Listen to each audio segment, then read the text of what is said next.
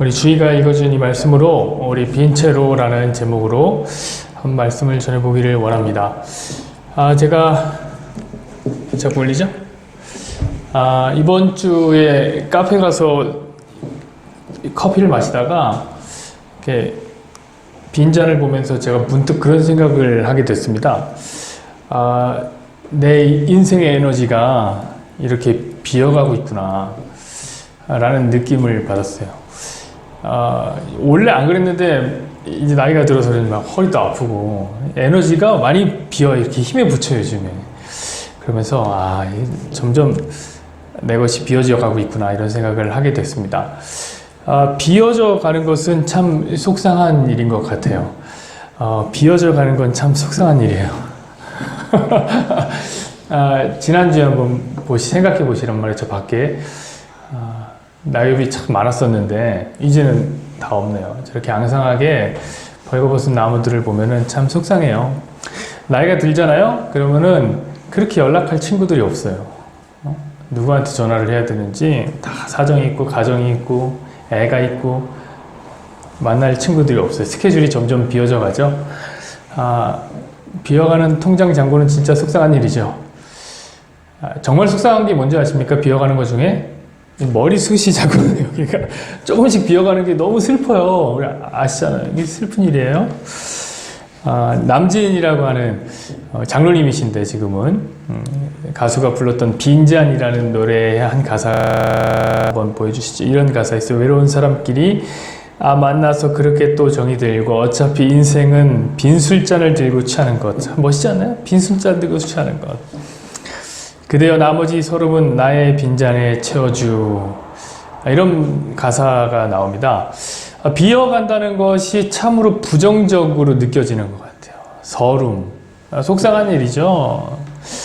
그래서 사람들은 그렇게 채우려고 애를 쓰는 것 같습니다. 채우려고. 돈을 좀 많이 채워서 비어가는 통장의 잔고를 채우고요. 스펙을 열심히 쌓아서 이력서에 채워야 될 것들을 좀 많이 만들고 싶은 것 같습니다. 이왕이면 인맥도 많이 마련해서 내 달력을 좀 많이 채우고 싶어요. 여러 사람들 좀 만나고 그런 거 싶어요. 그런데 그렇게 채우려고 하면 할수록 내 속에 차는 것이 무엇이냐면은 저는 분노, 답답함, 좌절, 그리고 남진 우리 장로님께서 말씀하셨던 대로 나머지 서름이 아닌가라는 생각이 듭니다. 그런 것들을 보면서 이수정이라는 시인이 우리 뒤에 계신 우리 성도님이 이수정이 저분은 아니에요. 이수정이라는 시인이 빈잔이 되어라는 시를 썼는데 한 부분을 한번 제가 읽어드릴게요. 쓴물 단물 그리도 채워보았건만 마침내 빈잔이 되어 목마른 잔들. 인생에 대해서 이렇게 통찰한 것 같아요. 인생의 쓴물 단물을 다 채워봤지만 결국에는 참 목마르게 비어있는 잔만 보이더라. 저는 오늘 우리의 빈잔에 과연 무엇을 채워야지 될까? 라는 생각을 좀 의미 있게 한번 여러분들과 나누어 봤으면 좋겠습니다. 2장 1절부터 한번 보시죠. 사흘째 되던 날 갈릴리 가나에 혼인이 있어 예수의 어머니도 거기 계시고. 자, 여기서 사흘째 되던 날이라는 말은 이 안에 실로 엄청난 얘기가 들어있어요, 사실. 우리 성경 공부한 팀들은 또 알잖아요. 이 안에 엄청 얘기가 많이 들어있어요. 이거 다 못 나눠요. 오늘 나누면은 안 끝나요. 너무 많아요. 중요한 것은 뭐냐면 요한복음은 창세기 1장과 쌍둥이장이라는 겁니다. 둘이 매우 흡사해요. 자, 요한복음 1장도 그렇고 창세기 1장도 그렇고 서로 태초에라는 말로 시작합니다. 요한복음 1장은 창세기와 똑같은 배열로 움직이고 있어요. 그래서 의도적으로 어떤 말을 계속 쓰냐면은 이틀째라는 말을 계속 써요. 여러분들 성경을 보시면 아시겠지만 29절에 이틀째 나오고요. 35절에 또 이틀째 나오고요. 43절에 이틀째 나와요. 그러니까 29절에 이틀째가 처음으로 나오면서 어떻게 된 겁니까? 첫날에서 둘째 날이 된 거예요. 35절에 또 이틀째가 나오면서 셋째 날이 된 거예요. 43절에 이틀째가 나오면서 넷째 날이 된 거예요. 이는 마치 창세기에서 첫날, 둘째 날, 셋째 날, 넷째 날 나오는 것과 같은 거죠. 그 다음에 사흘 후, 오늘 우리가 읽은 2장 1절은 사흘 후에 이런 말이 나온 거예요. 그러니까 4일째 되는 날에서 사흘로 훌쩍 건너뛰었습니다. 3일 더했적은 뭡니까? 바로 7일째가 되는 거죠. 7일째 가나의 혼인잔치가 열린다. 창세기에서는 7일째 되는 날 어떤 일이 있습니까? 안식하는 날이에요. 안식하는 날. 그리고 그 안식에 대한 이야기는 1장에 안 나와요. 어디 나오죠? 2장 1절부터 연결해서 나와요. 안식 7일째는 특별하게. 근데 요한복음도 아주 재밌게 오늘 7째 날이 어디서부터 시작해요? 2장 1절부터 시작된단 말이에요. 2장 1절부터. 자, 그러므로 요한복음은 지금 이런 얘기를 하고 있는 거예요. 안식일은 혼인잔치와 같은 얘기야. 같은 얘기를 하는 거야. 그런 거죠. 여러분, 혼인잔치 하면 어떤 게 제일 먼저 생각납니까? 물론 이제 막 시집장가를 간 신혼부부들은 얼마 전에 본인들이 결혼했던 그 결혼이 생각날 수 있겠지만 저는 요한계시록이 생각나요. 요한계시록 19장 9절 보시죠. 이렇게 써 있어요. 천사가 내게 말하기를 기록하라. 어린 양의 혼인잔치에 청함을 받은 자들은 복이 있다 하고 또 내게 말하되 이것을 하나님의 참되신 말씀이라 하기로. 자, 혼인잔치는 뭐냐면 계시록에 의하면 우리가 저 천국에 가면 예수님과 함께 치르게 될 잔치다 라고 얘기하는 거예요. 그러니까 한마디로 혼인잔치는 천국이에요. 천국. 사실 안식 역시 영원한 천국에 가면 우리가 누리게 될 천국의 그림입니다. 우리 십계명 할 때 안식일을 다룰 때 그거 한참 많이 얘기했어요. 우리 성경 구절 하나만 딱 짚고 넘어가자고요. 요한계시록 14장 3절을 보시죠. 또 내가 들으니 하늘에서 음성이 나서 이르되 기록하라. 지금 이후로 주 안에서 죽는 자들은 복이 있도다 하시매 성령이 이르시되 그러하다. 그들이 수고를 그치고 쉬리니 이는 그들의 행한 일에 따름이라 하시더라. 자, 쉬는 날이 있다. 안식한다. 천국이라는 얘기죠. 자, 그리고 그 안식의 땅인 천국을 구약에서는 뭐라고 얘기하는 줄 아십니까? 가나안이라고 얘기해요. 가나안. 가나안의 별명이 뭐냐면 안식의 땅이에요. 그런 노래 아십니까? 며칠 후 이렇게 너무 그렇게 부르면 안 돼요. 장례곡이기 때문에 며칠 후 이렇게 불러야 되는데 뭘 하죠? 요단강 건너가 만나리. 이 찬양이 뭐예요? 요단강 건너가 어디 가요? 천국 간다는 그 얘기잖아요. 근데 구약에서는 요단강 건너서 어디 가요? 가나안 들어가잖아요. 그러니까 천국이 가나안이다. 그걸 보여주는 거예요. 여러분, 가나안 역시 천국을 보여주는 그림인 거죠. 안식, 혼인잔치, 안식의 땅, 가나안, 이 모든 것은 전부 천국을 상징하는 그림 언어들입니다. 오늘 1절을 가만히 한번 보세요. 어떤 게 있습니까? 오늘 혼인잔치가 어디서 이루어지고 있죠? 가나에서 이루어지고 있는 거예요. 가나에서. 여러분, 지금 성경은 수도 없이 많은 복선을 막 깔아서 내가 지금 너희에게 천국을 말하는 것이다 라고 소리치고 있는 거예요. 여러분들, 그 가나의 뜻이 무엇인 줄 아십니까? 이 가나의 뜻을 알면 진짜 감동적이에요. 가나의 뜻이 뭐냐면 갈대의 땅이라는 뜻입니다. 갈대의 땅. 여러분, 갈대라는 식물은 진짜 쓸데가 없는 식물입니다. 필요가 없는 식물이에요. 왜냐면 이거 못 먹어요. 갈대 먹어요? 더더군다나 땔감으로도 못 써요. 왜냐면 물을 너무 많이 머금고 있어갖고 얘가 불에 타지도 않아요. 이거 갖다 쓸 데가 없어요. 다 쓰레기예요. 그런데 그 갈대보다 더 쓸모없는 게 있는 게 뭐냐면 갈대가 나오는 땅이에요. 갈대는 아무 데서나 안 나와요. 갈대가 나오는 땅이 있는데 그것은 이미 그 땅이 쓸모없이 썩어버렸다라는 것을 보여준단 말이에요. 물이 가득해서 산소가 전혀 없는 습지에서만 갈대가 자란단 말이에요. 근데 그 갈대의 땅의 이름이 뭐예요? 가나안이에요. 가나. 여러분, 이것이 의미하는 바는 굉장히 큽니다. 왜냐하면 성경이 우리를 갈대라고 부르기 때문에 그래요. 상한 갈대를 꺾지 아니하시는 하나님. 저 여러분이 갈대인데 상했대요. 갈대도 못 쓰는데 상했다. 아무짝에도 쓸모없는 땅을 하나님은 안식의 땅으로, 썩어버린 갈대의 땅을 가나안이라고 하는 약속의 땅으로, 그리고 상한 갈대를 꺾지 않고 여러분들을 하나님의 신부로 삼아 혼인잔치를 하겠다는 메시지가 이 안에 들어있는 거예요. 1절 안에 엄청 많은 게 들어있죠. 짧은 9절 안에. 그리고 2절 한번 보시죠. 예수께서 그 제자들도 혼례의 청함을 받았더니 예수와 그 제자들도 혼례의 청함을 받았더니, 그럼 예수와 그 제자들이 초청을 받았어요. 여러분 예수님은 아시죠? 그 제자들은 누군가요? 오늘 요한복음에는 이 예수님의 이 제자가 누군지가 명명되지가 않은 상황이에요. 지금 1장이 지났는데 예수님 제자가 다 누군지 몰라요. 근데 2장에 갑자기 얘기하는 거예요. 그 제자라고 하면서 정관사 그 붙여요. 왜 그런 걸까요?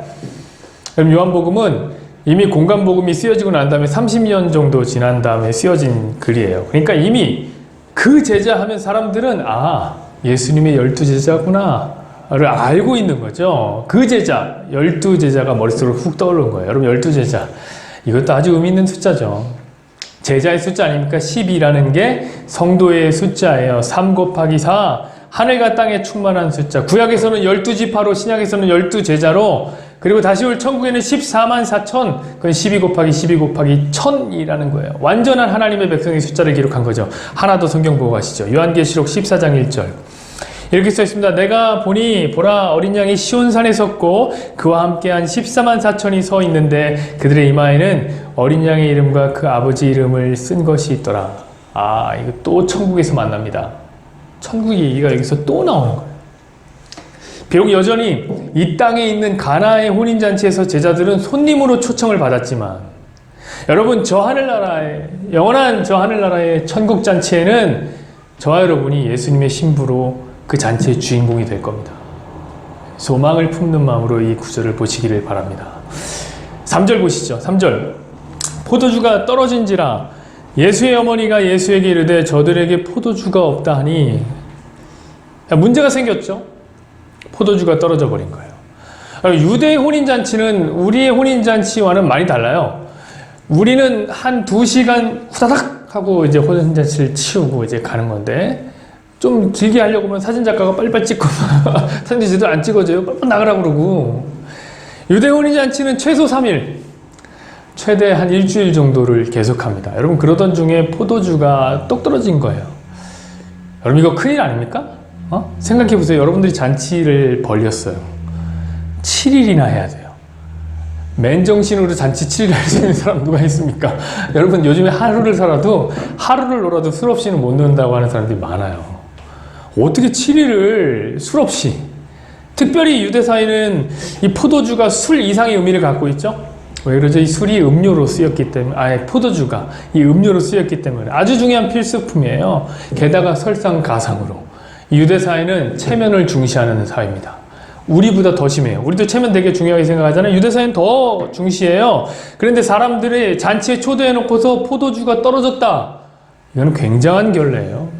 굉장한 결례. 그 잔치가 여러분 근데 결혼식이다. 그럼 결혼식에서 포도주는 누가 준비하냐면 신랑이 준비해요. 근데 포도주가 떨어졌다는 건 뭐냐면 이 신부 측을 배려하지 못하는 거예요. 그렇게 간주돼 갖고 사실 이 얘기가 파혼의 사유가 됩니다. 이거 진짜 포도주가 떨어지면 파혼해도 괜찮아요. 파혼해도. 지금 생각해 보십시오. 얼마 전에 두 부부가 또 결혼을 했는데 금요일날 8시에 우리를 불렀잖아요. 불렀는데 갔는데 밥을 안 준다고 생각해봐요. 그것도 기분이 안 좋은데 일주일이 지나가는데 포도주가 없다. 이건 진짜 심각한 일. 결혼 도중에 파혼을 당할 심각한 위기가 찾아온 겁니다. 결혼 도중에 파혼을 당할. 그래서 예수님의 어머니 마리아가 지금 예수님에게 이렇게 말하는 거예요. 저들에게 포도주가 없다. 얘기한 거죠. 자, 만약에 여러분의 어머니가 마리아라고 생각해보세요. 여러분 그런 얘기를 들으면 여러분들은 뭐라고 대답할 겁니까? 이렇게 대답하니까, 네 어머니, 저도 저들에게 포도주가 없는 저 난처한 꼴을 제가 잘 쳐다보고 있습니다. 아주 꼬시게 쳐다보고 있습니다. 이렇게 얘기하지 않겠어요? 왜냐하면 예수님 노총각이잖아요. 생각해 보시란 말이에요. 당시 유대인들은 한 10대 중후반이면 다 결혼해요. 예수님 30살이에요. 30살 노총각이에요. 저 같으면 그럴 거예요. 아주 꼬시게 쳐다보고 있습니다. 저것들이 포도주가 떨어졌습니다. 이렇게 얘기를 할 거예요. 그렇게밖에 말할 수가 없어요. 왜 그러죠? 뭐 할 수 있는 게 없잖아요. 포도주 떨어졌는데 어떻게 해요, 내가? 할 수 있는 게 없잖아요. 도울 수 있는 게 없어요. 그런데 예수님은 그렇게 말씀하지 않고 이렇게 말씀하세요. 4절 보시죠. 예수께서 이르시되 여자여 나와 무슨 상관이 있나이까 내 때가 아직 이르지 아니하였나이다. 또 이거 보시고 예수님 역시 심사가 뒤틀렸는데요. 이렇게 생각하시면 안 돼요. 지금 이 얘기는 뭐냐면 마리아의 이 이야기가 포도주가 떨어졌어요 라는 이야기가 단지 상황을 보고하고 있는 게 아니라는 거예요. 상황을 보고하는 정도가 아니다. 그냥 포도주가 떨어졌어요. 보셨죠? 이게 아니라 어떻게 좀 해보라는 거예요. 그러니까 이런 대답을 할 수 있는 거예요. 어떻게 좀 해봐라. 그러므로 이 마리아는 지금 예수님의 능력을 이미 알고 있었어요. 예수님이 이 문제를 해결할 만한 힘이 있다. 내 아들이지만 이런 힘이 있다. 라는 것을 믿었던 거죠. 여러분, 저는 여러분에게도 이런 믿음이 있냐 한번 확인해 보고 싶어요. 여러분의 인생의 문제에 인생의 포도주가 비어있는 그 사건을 해결할 수 있는 분이로서 예수님을 믿으시냐, 이 말이죠. 그 믿음의 결과가 어떠한 것이든지 상관없이, 믿음의 결과가 어떤 것이 상관없듯이 저는 여러분이 마리아처럼 이런 믿음이 있었으면 좋겠어요. 예수님에 대한 믿음. 제가 왜 결과가 어떻든지 상관없이라는 전제를 깔았는 줄 아세요? 마리아의 이 믿음이, 이 요구가 거절됐기 때문에 그래요. 예수님은 이렇게 얘기했어요. 여자여, 나와 무슨 상관이 있습니까?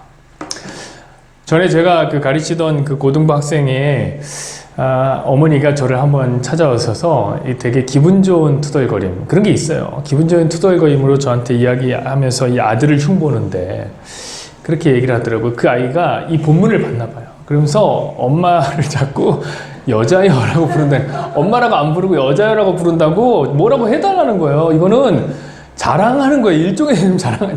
내 아들 성경 읽고 있고요. 내 아들 적용하면서 살아요. 근데 여러분, 그놈이 이 성경적인 의미로 어머니한테 여자여라고 불렀다면 그 어머니는 싫어하면 안 돼요. 기분이 좋아야 돼요. 왜 그러냐면 이 여자여, 이 귀내라는 표현인데요. 이것은 여자를 높여서 부를 때 쓰는 거예요. 자, 우리가 여자를 높여서 부를 때 여사님 이렇게 부르는데 사실 여사는 젊은 사람한테는 안 쓰잖아요. 그러니까 나이가 좀 있어야 쓰는 건데 그런 거랑 상관없이 여자를 높여 부르는 말이 뭐냐면 귀내라고 부르는 거예요. 제가 이 구절을 가지고 혹자가 어떤 자기의 글에 노라고 말할 수 있는 그리스도인에 대해서 적용하는 걸 제가 봤어요. 이렇게 예수님처럼 노라고 말할 때는 노라고 말해야 됩니다. 라고, 과연 그게 맞는 적용인지 모르겠지만, 조금 부족한 면이 있어요. 무슨 게 부족하냐면, 앞에 수식어가 하나 필요해요. 노라고 말하긴 하는데, 기분 나쁘지 않게 노라고 얘기하세요. 여러분, 거절할 때, 요즘에 진짜 노라고 말하는 그리스도인이 많아요. 제가 뭘 얘기했을 때, 예스라고 하는 사람 별로 없어요.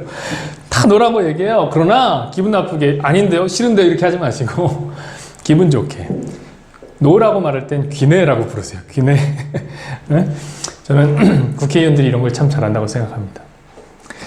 서로 잡아먹을 듯이 반대만 하잖아요. 반대만. 그러니까 사실 국회의원들은 노라고 말하는 국회의원이 아니라 노라고만 말하는 국회의원들인데 꼭 말할 땐 뭐라고 얘기하냐면 존경하는 누구 위원님 이렇게 얘기하더라고요. 저도 여러분들이 노라고 말할 때 기분 나쁘지 않게 그랬으면 좋겠어요. 여러분, 이건 지극히 개인적인 사담입니다. 진리로 받지 마시길 바랍니다. 5절 보시죠. 그의 어머니가 하인들에게 이르되 너희에게 무슨 말씀을 하시든지 너희는 그대로 하라 하니라. 자, 예수님의 어머니 마리아는 그 결과가 노였음에도 불구하고 예수님의 결정에 순종하기로 자신도 결심합니다. 무슨 말씀을 하시든지 그대로 하라. 이 말은 뭐예요? 무엇을 하셔도 되고 하시지 않아도 괜찮은 거예요. 저는 이 믿음이 진실로 우리에게 필요하다라고 생각을 합니다. 결과를 맡기는 믿음이죠.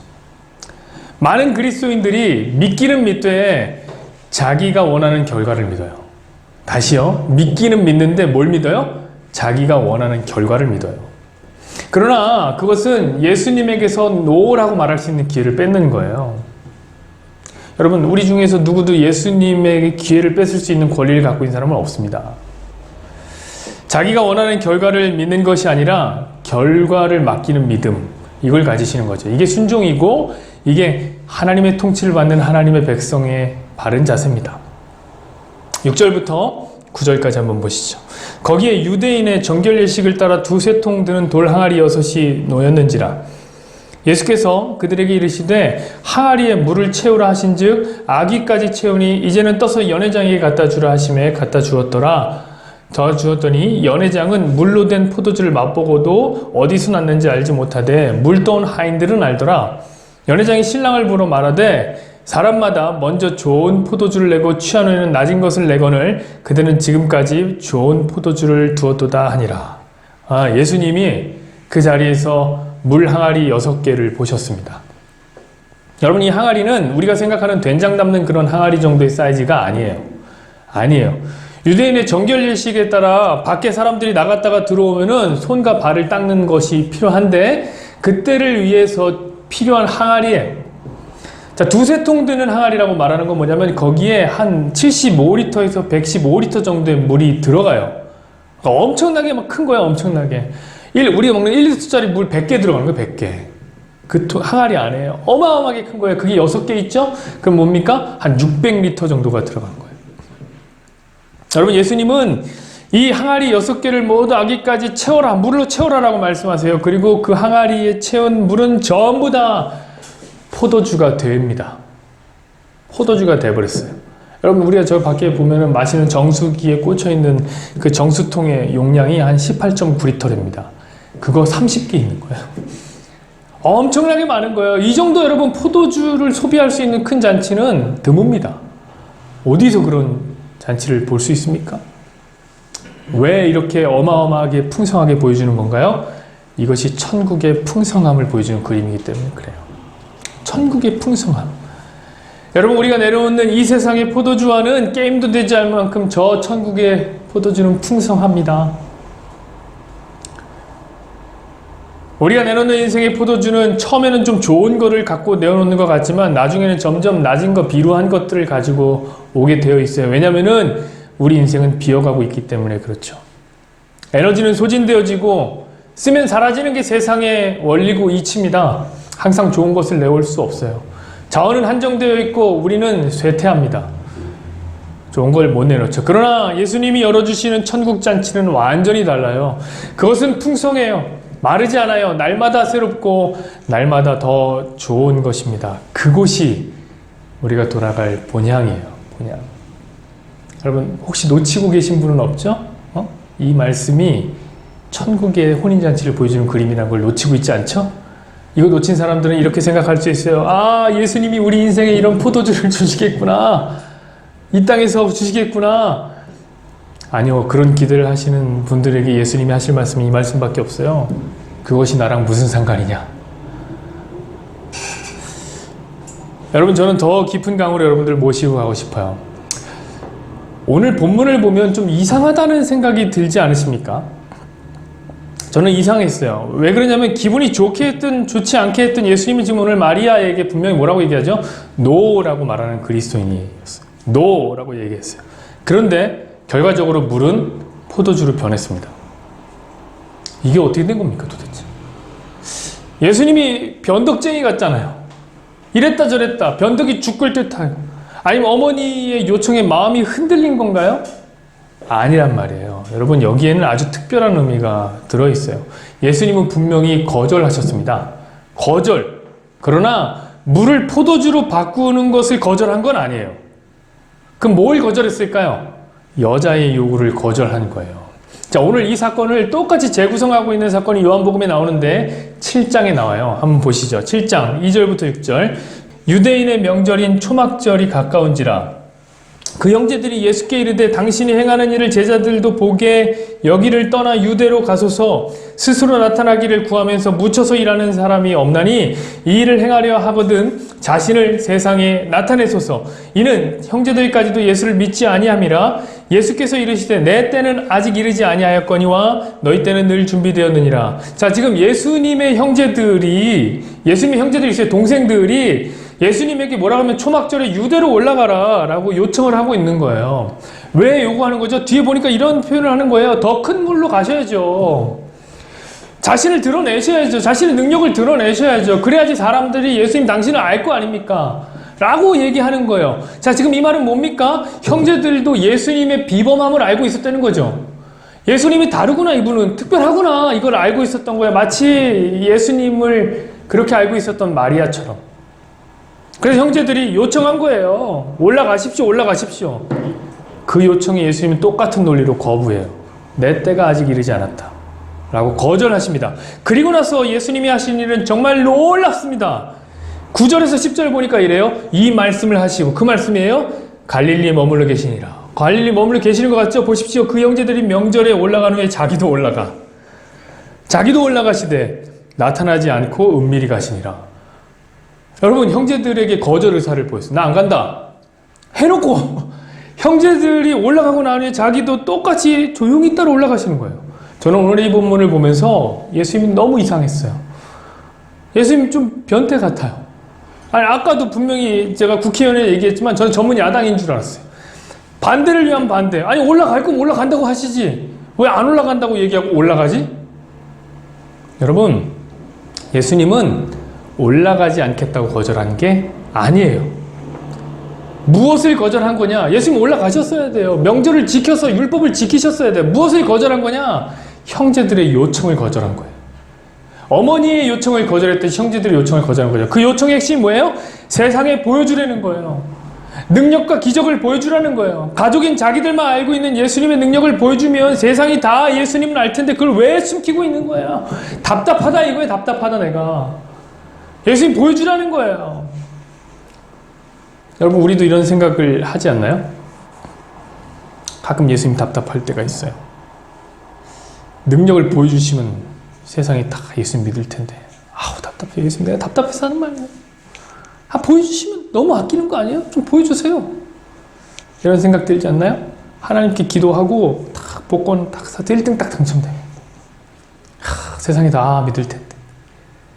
회사를 지어서 이름을 은혜상사 정도 해주고, 금세 상장되고 매년 한 1000%씩의 성장을 하면, 야, 그럼 얼마나 좋아요. 그럼 다 교회 앞에 나와서 은혜상사에 부어주신 은혜가 족합니다. 이렇게 간증하고 그러면 사람들이 다 믿을 텐데. 여러분, 예수님은 이런 요청에 대해서 분명하게 거절하십니다. 거절하세요. 왜냐하면 예수님은 믿음의 주인이기 때문에 그래요. 히브리서 12장 2절 보시죠. 믿음의 주요 또 온전하게 하시는 이인 예수를 바라보자. 그는 그 앞에 있는 기쁨을 위하여 십자가를 참으사 부끄러움을 개의치 아니하시더니 하나님 보좌 우편에 앉으셨느니라. 여러분, 믿음은 보이지 않는 것을 믿는 거예요. 기적은 보이는 거예요. 병이 낫고 돈을 벌고 주식도 투자할 때마다 대박 치면 세상이 여러분 예수님 다 믿을 것 같죠? 안 믿을 사람 없는 것 같잖아요. 여러분, 그건 다 보이는 거예요. 그런 건 믿음이 아니에요. 여러분, 성도는 믿음의 주인 예수님을 따라 사는, 믿음으로 사는 사람들입니다. 보이지 않지만 천국을 소망하고 천국을 믿으며 사는 것, 잡히지 않는 것들을 잡는 믿음을 소유한 사람들이 성도예요. 그러니 예수님이 마리아와 형제들의 요청을 거부한 거예요. 나는 세상에 힘 보여주려고 온 사람이 아니야. 나는 믿음의 사람들을 찾으러 왔다. 여러분, 그러나 예수님은 물로 반드시 포도주를 만드셨어야만 합니다. 왜냐하면 그 일은 기적이 아니라 표적이기 때문에 그래요. 11절 말씀을 한번 볼까요? 이렇게 써 있어요. 예수께서 이 첫 표적을 갈릴리 가나에서 행하여 그의 영광을 나타내심에 제자들이 그를 믿으니라. 여러분, 이 첫 번째 기적은 기적이라고 말하지 않고 표적이라고 말하고 있습니다. 제가 표적이 뭐라고 했죠? 세메이온이라고 얘기하면서 이것은 표지판이라고 했어요. 표지판. 이것이 예수님이 어떠한 분임을 보여주는 중요한 일이기 때문에 그것을 했어야만 해요. 마리아의 요청하는 것에는 나랑 상관없다 이거예요. 내 능력을 보여준 거에는 나랑 상관없다. 왜냐하면 마리아의 요청은 예수님을 보여주라는 게 아니라 예수님의 능력을 보여주라는 거예요. 그건 나랑 상관없어. 그건 거절한다. 그러나 물이 포도주가 되는 사건은 예수님이 어떤 분임을 보여주기 때문에 이건 해야 되는 거였어요. 이거는. 여러분, 비어있는 물 항아리는 이스라엘의 정결 예식의 현 상태를 보여줍니다. 율법 지킴에 열심히 그런 허례허식과 같은 것이었다. 이런 것이었죠. 여러분 생각해보세요. 거기는 혼인잔치 자리예요. 혼인잔치 손님들이 계속 몰려 들어오는데 집에서 정결 예식이 필요한 물동이가 비어있다는 건 뭐예요? 그만큼 그 율법이 허울밖에 남아있지 않다는 거죠. 안 지키고 있다는 거예요. 여러분, 예수님이 여기서 6개의 빈 항아리를 봤습니다. 여러분, 6이라는 숫자는 결코 간과할 수가 없는 숫자인데 이는 유대인들이 제일 싫어하는 숫자예요. 6. 왜냐면은 7이라고 하는 완전수에서 하나가 빠진 거거든요. 뭔가 부족한 완전, 모자랄 완전, 이거 싫어해요. 그런데 사실 이 숫자는 인간의 숫자입니다.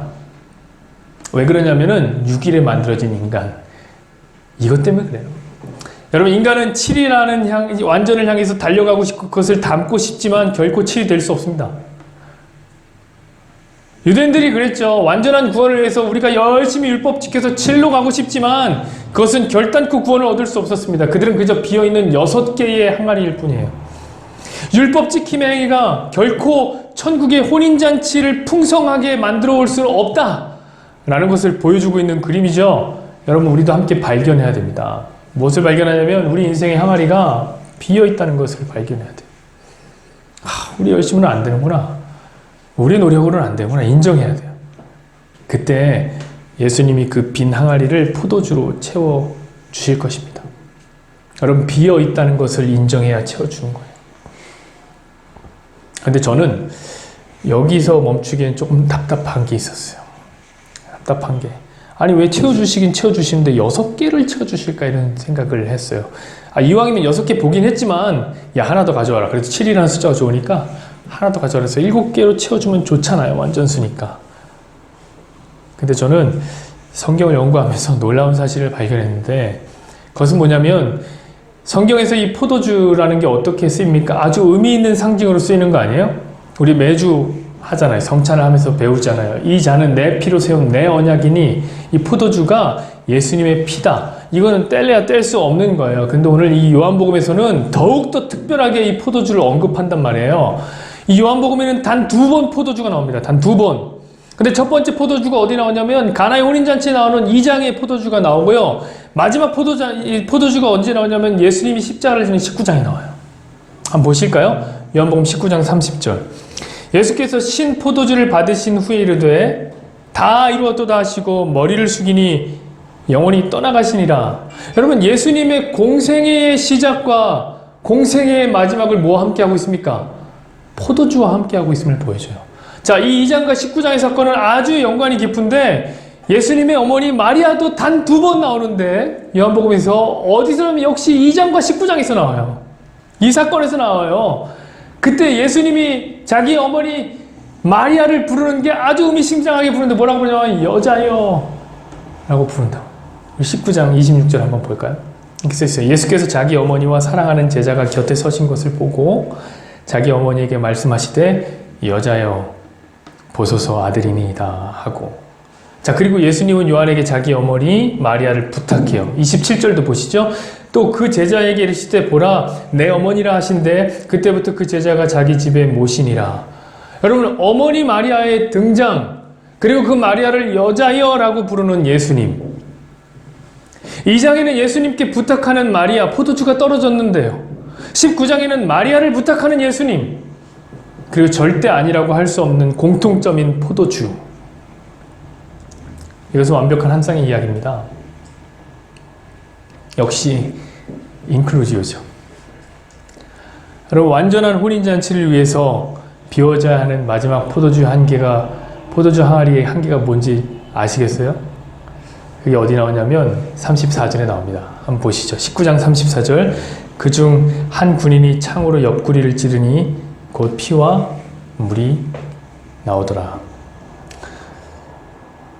사랑하는 여러분, 우리는 예수님의 피 흘리심으로 혼인잔치에 들어가는 신부인 거예요. 오늘 이 표적이 무엇을 상징하는지 아시겠습니까?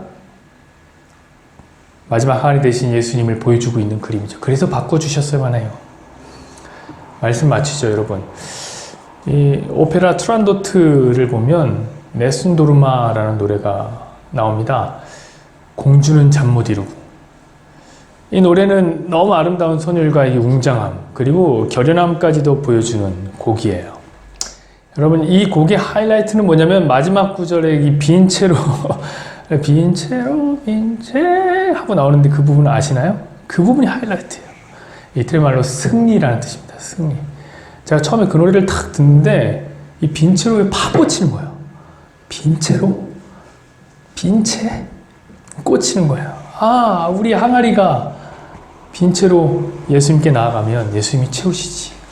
그러므로 우리는 자꾸 우리 자신을 채우는 게 아니라 빈 채로 나아가야 하는 거지. 그게 우리의 승리지.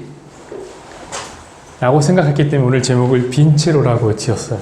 그런데 이 투란도트를 보니까 그런 적용을 할 수가 없는 거예요. 투란도트의 내용을 아십니까? 투란도트는 중국의 공주인데 너무 아름다운 여자예요. 근데 그만큼이나 차가워요. 그녀는 자신의 아름다움에 취해서 자기에게 접근하는 왕자들, 타국의 왕자들을 합법적으로 죽이기 시작합니다. 자기를 얻으려면 수수께끼 3가지를 맞춰야 되는데 이거 못 맞히면 죽이는 거예요. 다 참수시켜버리는 거예요. 왜 그러냐면은 사실 사랑을 찾으려고 하는 게 아니라 자기 어머니가 이방인들에게 이 능욕을 당하고 죽임을 당했는데 거기에 대해서 복수하려고 그 일을 했던 거예요. 자, 그때 타국의 망국이었는데 망한 나라의 왕자였던 칼라프라는 사나이가 그녀에게 청혼을 한 거예요. 그리고 이제 도전장을 내밀었죠. 나도 그 퀴즈를 풀어보겠다. 근데 다 풀어버린 거예요. 대단하죠. 이제 투란도트라는 그 공주는 자신의 것이 된 거죠. 그런데 투란도트가 결혼하기 싫어하는 거예요. 나는 결혼하기 싫은데 당연하죠. 왜냐면 그거는 자기 짝을 찾으려고 한 게 아니라 증오를 풀어내기 위한 거였는데 그런다고 뭐 결혼하고 싶겠습니까? 그때 칼라프가 하는 이상한 짓이 있는데 그것이 뭐냐면 투란도트에게 오히려 수수께끼를 냅니다. 내 이름을 맞춰라. 동이 틀 때까지. 그러면 네가 만약에 내 이름을 맞히면 내가 참수를 당하겠고 못 맞추면 나랑 결혼하자 라고 역으로 퀴즈를 내요. 생각해봐요. 그런 이유가 전혀 없어요. 이미 투란도트는 자기 여자란 말이에요. 근데 그런 퀴즈를 내요. 투란도트가 밤을 새워가면서 이 칼라프의 이름을 찾으라고 명령합니다. 사람들 너 자지 마. 빨리 가서 이름이 뭔지 저 왕자 이름이 뭔지 찾으라고 막 난리를 칩니다.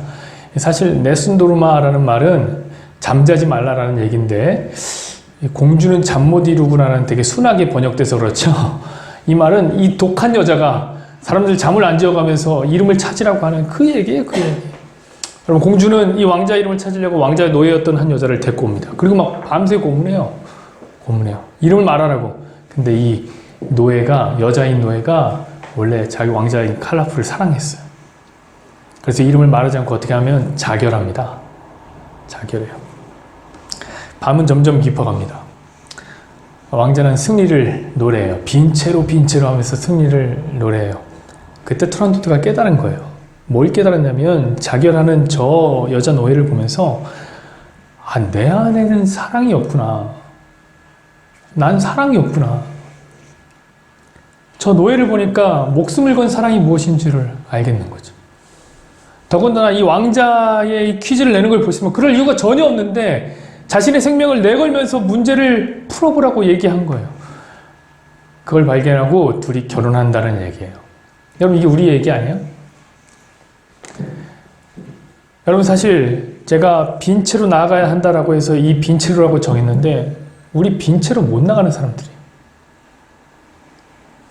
증오로 가득 찬 심장을 가진 차가운 투란도트처럼 우린 죄악으로 가득 차고 욕심으로 가득 찼어요. 우리가 무슨 빈채로 나가? 우리가 어떻게 빈채로 나가요? 그런데 우리의 인생에 비어있는 항아리를 채워주면서 수수께끼를 해결해 주신 분이 계시다고요. 그러면 그분의 신부가 되어야 하는데 우리는 그럼에도 불구하고 그분을 거절했어요. 그래서 그분이 자신의 생명을 걸어서 마지막 퀴즈 하나를 낸 거예요. 영원한 생명의 비밀인 십자가라는. 여러분 사실 왕자도 그렇잖아요. 목숨을 걸고 퀴즈를 낼 이유가 없는 거예요. 근데 왜 냈어요? 왜 그런 걸까요? 칼라프는 투란도트의 몸을 원한 게 아니에요. 그녀의 사랑을 원했던 거죠. 어쩜 그 다음날 문제를 못 풀었어요. 그래서 결혼하자고 했을 때 또 거절했으면 또 다시 문제를 냈을 거예요. 목숨을 걸고. 내가 생명 걸고 너한테 얘기할게. 나를 사랑해 다오 이거 아닙니까? 그럼 그는 자신의 생명을 비어있는 투란도트의 마음을 채웠단 말이에요. 우리 예수님이 그래요. 자신의 피를 쏟아 완전한 혼인잔치를 이룬 거예요. 제가 그래서 알았어요. 우리도 빈채로 나가야 되지만 예수님께 사실 우리가 비어서 나가는 게 빈 것이 발각되는 것일 뿐이고 진짜 의미 있는 빈채로 진짜 의미 있는 승리는 무엇이냐? 모든 물과 피를 쏟으면서 혼인잔치를 완성시킨 그 마지막 포도주 항아리인 예수님 자신이라는 사실을 저는 알았습니다.